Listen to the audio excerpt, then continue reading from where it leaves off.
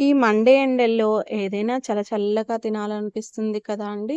ఎప్పుడు తినే ice cream కాకుండా, కూల్ డ్రింక్స్ కాకుండా ఇలా ఈజీగా రెస్టారెంట్ స్టైల్‌లో ఈజీ డెజర్ట్‌ని మీకు చేసి చూయించబోతున్నానండి.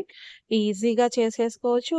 అలాగే ఫ్రిడ్జ్‌లో పెట్టుకొని సర్వ్ చేసేసుకొని చల్లగా మనం దీన్ని టీ టైమ్ స్నాక్స్‌లో ఈ చల్లని డెజర్ట్ తీసేసుకోవచ్చండి. చాలా యమ్మీగా కనిపిస్తుంది కదా! ఎలా చేసుకోవాలో ఇప్పుడు చూసేద్దాం. హాయ్ అండి. నేను మీ ఉషా.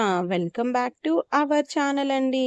ఈ మండు టెండల్లో మంచిగా కూల్ డెజర్ట్‌ని మనం ఇంట్లోనే ఈజీగా బ్రెడ్ స్లైసెస్ తోటి, అలాగే కస్టర్డ్ మిల్క్ తోటి యమ్మీ డెజర్ట్‌ని ప్రిపేర్ చేసేసుకుందామండి. దీనికోసం ముందు మనం కస్టర్డ్‌ని ప్రిపేర్ చేసుకుందామండి. ఇలా కొంచెం వెడల్పాటి బౌల్ పెట్టుకొని మీకి వీలుంటే అవైలబుల్ ఉంటే ఇలా ఫుల్ ఫ్యాట్ మిల్క్‌ని తీసుకొని మనం కస్టర్డ్ ప్రిపేర్ చేసుకుంటే యమ్మీ టేస్ట్ వచ్చేస్తుంది. ఇలా ఫుల్ ఫ్యాట్ మిల్క్ వేసేసాక మీడియం ఫ్లేమ్‌లో పెట్టేసి మనం ఈ పాలను కాగనిద్దామండి. ఇలా పాలు బాగా ఉడకాలి. అలాగే సగం వరకు అంటే మనం ఒక గ్లాస్ పాలు పోస్తే అవి హాఫ్ గ్లాస్ వరకు అయ్యేంత వరకు బాగా ఉడికించాలండి. ఇలా ఉడికిపోయాక ఒక పావు కప్పు అంటే 4-5 టేబుల్ స్పూన్ షుగర్ వేసేసి, ఆ షుగర్ కూడా పాలల్లో బాగా కలిసిపోయేలాగా కలుపుతూ, ఇలా చుట్టూ వస్తుంది కదండీ మీగడ ఫుల్ ఫ్యాట్ మిల్క్‌కి ఉడికిస్తున్నప్పుడు ఇలా వస్తుంది కదా! ఆ మీగడ మొత్తం మళ్ళీ పాలల్లోకి అనుకుంటూ, పాలను అడుగంటనివ్వకుండా పాలని బాగా ఉడికించుకోవాలండి. పాలు ఇలా ఉడుకుతూ ఉన్నప్పుడు నేనైతే ఇక్కడ వెనిలా ఫ్లేవర్ కస్టర్డ్ పౌడర్ తీసుకున్నానండి. మీ ఇష్టాన్ని బట్టి వేరే ఫ్లేవర్‌తో అయినా మీరు ఈ కస్టర్డ్‌ని చేసుకోవచ్చు. ఇలా కస్టర్డ్ పౌడర్‌ని 2 టేబుల్ స్పూన్ తీసుకొని నేనిక్కడ వాటర్ తోటి మిక్స్ చేస్తున్నానండి. మీరు వాటర్‌తో కాకపోయినా పాలతో అయినా ఈ మిశ్రమాన్ని మిక్స్ చేసేసుకోవచ్చు. ఇలా కస్టర్డ్‌ని ఎలాంటి లంప్స్ లేకుండా, ఉండలు లేకుండా కలిపెట్టుకొని రెడీగా పెట్టేసుకోవాలి. ఆ లోపల ఇక్కడ పాలనేటివి సగానికి సగం బాగా ఉడికిపోయాయండి. ఇలా ఉడికిన తర్వాత పాలని మనం ముందుగా కలిపెట్టుకున్న కస్టర్డ్ మిల్క్‌ని మరొకసారి ఇలా కలిపేసి, ఈ ఉడుకుతున్న పాలల్లో వేసేసి, ఫ్లేమ్‌ని సిమ్‌లోనే ఉంచేసి, బాగా ఈ కస్టర్డ్ పౌడరు పాలల్లో బాగా కలిసిపోయేలాగా, ఉండలు లేకుండా అయ్యేలాగా బాగా గంటెతోటి మిక్స్ చేసుకోవాలండి. ఫ్లేమ్‌ని హైలో పెట్టొద్దు. మాడిపోతాయండి కస్టర్డ్ పాలనేటివి. ఫ్లేమ్‌ని సిమ్‌లోనే ఉంచేసి మనం ఈ కస్టర్డ్ పాలని ఉడికించుకోవాలి. ఇలా ఉడికిన తర్వాత పక్కన పెట్టేసేయాలండి. తర్వాత మనం ఈ డెజర్ట్ కోసం ఇలా మిల్క్ బ్రెడ్ తీసుకున్నానండి.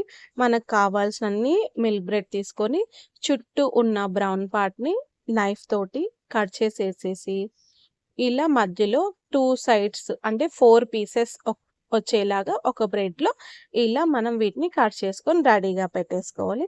ఇలా మనకి ఎన్ని కావాలంటే అన్ని బ్రెడ్ స్లైసెస్ రెడీగా పెట్టేసుకోవాలండి. కార్నర్స్ అనేది కట్ చేసుకోవాలి. ఇలా రెడీ చేసేసుకున్నాక ఇప్పుడు వీటిని ఫ్రై చేసుకుందామండి. నేను ఇలా ఇక్కడ పాన్ పెట్టేసి కొంచెం నెయ్యి, కొంచెం రిఫైన్డ్ ఆయిల్ వేసేసి ఫ్లేమ్‌ని ఆన్ చేసేసి మీడియం ఫ్లేమ్‌లోనే ఉంచేసి అంటే ఎక్కువ వేగనివ్వొద్దండి ఆయిల్ అనేది. ఎక్కువ వేడైనాయంటే మనం బ్రెడ్ స్లైసెస్ వెంటనే ఫ్రై అయిపోతాయి. లోపల అనేది కుక్ అవ్వవు. సో, మీడియం ఫ్లేమ్‌లోనే ఉంచేసి మనం కట్ చేసి పెట్టుకున్న బ్రెడ్ స్లైసెస్‌ని అటు ఇటు తిప్పేస్తూ మనం ఇలా దోరగా వీటిని ఫ్రై చేసుకోవాలండి. ఎక్కువ ఫ్రై చేయొద్దు. కొంచెం ఎక్కువగా ఫ్రై చేశామంటే మనకు డెజర్ట్ అనేది మాడిపోయిన స్మెల్ వస్తుందండి. సో, ఇలా దోరగా ఫ్రై చేసేసుకోవాలి. ఇలా మనము ఈ బ్రెడ్ స్లైసెస్‌ని మనకి ఎన్ని కావాలంటే అన్ని బ్రెడ్ స్లైసెస్‌ని ఈ ఆయిల్‌లో ఫ్రై చేసుకొని రెడీగా పెట్టేసుకోవాలి. ఇప్పుడు మనము ఈ డెజర్ట్ కోసం షుగర్ పాకం పట్టేసుకుందామండి. చక్కెర పాకం. స్టవ్ ఆన్ చేసేసి ఇలా వెడల్పాటి కడాయి పెట్టుకొని మరో పావు కప్పు మేని చక్కెర వేసుకొని చక్కెర మునిగేలాగా ఒక గ్లాస్ నీళ్లు వేసుకుంటున్నానండి. మనకి ఈ డెజర్ట్‌కి ఏమి తీగ పాకం అలా ఏమి రావాల్సిన అవసరం లేదు. చక్కెర అనేది నీళ్ళల్లో కరిగిపోతే సరిపోతుందండి. ఇలా ఉడుకు స్టార్ట్ అయింది అంటే మనం స్టవ్ కట్టేసేయాలి. స్టవ్ కట్టేసేటప్పుడు చివరగా నేనైతే ఒక 2 ఇలాచీ వేసుకుంటున్నానండి. డెజర్ట్ అనేది ఇంకా యమ్మీ టేస్ట్‌గా రావటానికి. మీ దగ్గర అవైలబుల్ ఉంటే వెనిలా ఎసెన్స్ కానీ, లేదంటే రోజ్ ఎసెన్స్ కానీ వేసుకోవచ్చు. చక్కెర కరిగిపోయింది. నేను స్టవ్ ఆఫ్ చేసేసి పక్కనుంచానండి. మనం ఈ చక్కెర పాకంలోకి మనం ముందుగా ఫ్రై చేసి పెట్టుకున్నాం కదా! బ్రెడ్ పీసెస్ ఆ బ్రెడ్ పీసెస్ మనకి ఈ పెన్నంలో సరిపడా వేసేసి, ఒక్క సెకండ్ ఉంచేసి, మరొక వైపుకి టర్న్ చేసుకోవాలండి. ఇవి చక్కెర పాకంలో ఎక్కువ సేపు నానబెట్టాల్సిన అవసరం లేదు. ఒకసారి వెయ్యాలి, మరో వైపుకి టర్న్ చేసేసి, వెంటనే తీసేస్తే సరిపోతుందండి. వీటిని పక్కకు తీసుకొని పక్కన రెడీగా ఉంచేసుకుందాం.